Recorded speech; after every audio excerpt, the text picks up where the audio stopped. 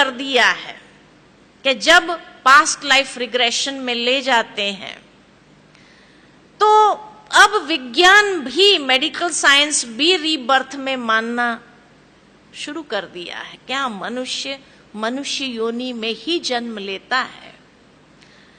कई जगह ये पास्ट लाइफ रिग्रेशन में ले जाते हैं और किसी ने आज दिन तक ये नहीं बताया कि मैं जानवर से मनुष्य बना, ये नहीं बताया है।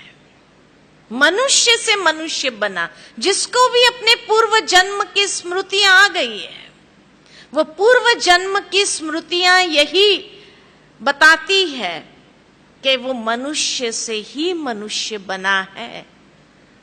और विदेशों के अंदर तो कई बार साइकोलॉजिकली कैरिड फॉरवर्ड जो फोबियाज होते हैं उसको ठीक करने के लिए भी पास्ट लाइफ में जब ले जाते हैं तो पता चलता है और उस बीमारी को ठीक कर सकते हैं जो साइकोलॉजिकली कैरिड फॉरवर्ड होती है।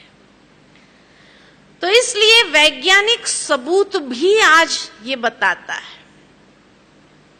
बहुत अच्छी बात एक जानने को मिली, एक नई रिसर्च जिसको कहा जाता कि अमेरिका के अंदर कुछ डॉक्टर्स की टीम है जो इस बात के ऊपर रिसर्च कर रही है। आप लोग ने भी सुना होगा डॉक्टर रेमंड मूडी का नाम। डॉक्टर रेमंड मूडी जो लोगों को हिप्नोटाइज करके पास्ट लाइफ में ले जाते हैं, उसकी टीम में एक भारतीय डॉक्टर भी है और वो भारतीय डॉक्टर बीके है। और उनकी टीम में ये डॉक्टर्स इसीलिए अलग अलग भाषाओं वाले उसने रखे हैं ताकि जब पास्ट लाइफ में ले जाते हैं और कई बार वो उस भाषा में बोलने लगते हैं तो क्या बोल रहे हैं पता नहीं चलता है। तो जब भी वो बहन यहाँ पर आती है, जो डॉक्टर है वो आती है, तो उनका लेटेस्ट रिसर्च बताती है। तो जब पिछली बार जब आए थे तो उन्होंने एक बहुत वंडरफुल बात सुनाई। तो कहा कि जब उनको पास्ट लाइफ में ले गए, अधिकतर जितने लोगों को ले गए वो लोग, तो उनसे एक सवाल बहुत कॉमन पूछा और वो सवाल था कि जब आप शरीर छोड़ते हैं उसके बाद कहां जाते हैं?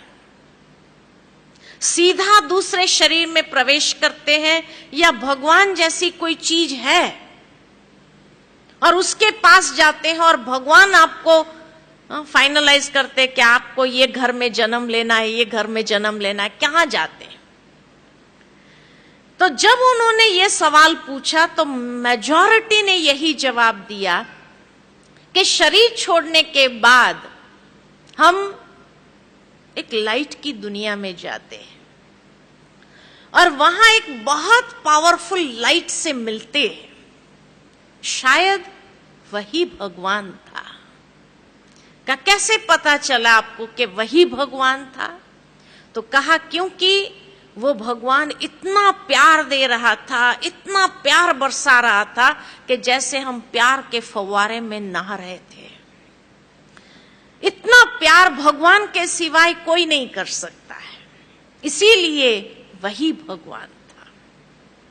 बहुत डिवाइन लाइट थी, बहुत पावरफुल लाइट थी। क्या उसके बाद क्या उसने फाइनलाइज किया कि आपको कहां जाके जन्म लेना? का नहीं, भगवान फाइनलाइज नहीं करता है। का जब हम उस फवारे में नहा रहे होते हैं, प्यार ही प्यार जैसे बरसा रहे हैं भगवान, तो उस प्यार में जैसे हमारा शुद्धिकरण हो रहा होता है, हम बहुत क्लीन हो जाते, शुद्ध हो जाते हैं। और ऐसे शुद्ध जब हो जाते हैं, बहुत लाइट फील करते हैं, उसके बाद हमारे सामने हमारी जीवन यात्रा की एक फिल्म की तरह पूरी जीवन यात्रा हमारे सामने से गुजरती है।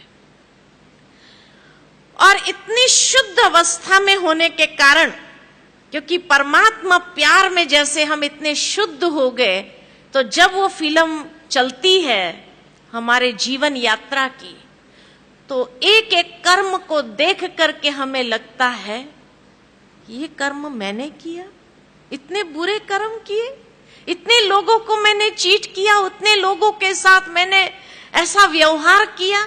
तो एक एक कर्म मेरे सामने जब आता है तो हमें अपने ही कर्मों को देख करके बड़ी शर्मिंदगी महसूस होती है। तो कहा उसके बाद क्या भगवान सजा देता है? कहा नहीं, भगवान सजा नहीं देता, भगवान प्यार ही देता है। तो उसके बाद क्या होता है? तो कहा उसके बाद हमें यह फील होता है कि जो बुरे कर्म मैंने किए, जिसके साथ मैंने बुरे कर्म किए, चीट किया या किसी को भी धोखा दिया या जो भी मैंने बुरा व्यवहार किया, उन सब के साथ का हिसाब किताब मुझे चुकतू कर देना है। और इसलिए हम वहां से वापस आते हैं, और वापस आने पर हम खुद डिसाइड करते हैं कि मुझे कहां जन्म लेना चाहिए, ताकि उन आत्माओं के साथ मैं जल्दी से जल्दी हिसाब चुकतू कर दूं। तो हम डिसाइड करते किस घर में हमें जन्म लेना है। उसके बाद हम ये डिसाइड करते हैं कि ये कर्म का फल हम कैसे चुकाएंगे। इसके लिए होनी को फाइनल करते हैं, डेस्टिनी को फाइनल करते हैं कि ये डेस्टिनी होगी और ये कर्म का हिसाब हम ऐसे चुकतू करेंगे। तो सारी जो डेस्टिन्ड बातें हैं उसको हम फाइनलाइज करते हैं।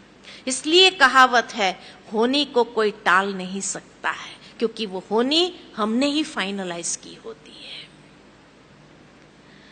उसके बाद उन्होंने कहा, बहुत सटल बातें उन्होंने सुनाई और कहा उसके बाद जब होनी फाइनल हो जाती है, सारी होनियों को फाइनल कर देते हैं, उसके बाद हम ये भी फाइनलाइज करते हैं कि किस दिन हमारा जन्म होगा।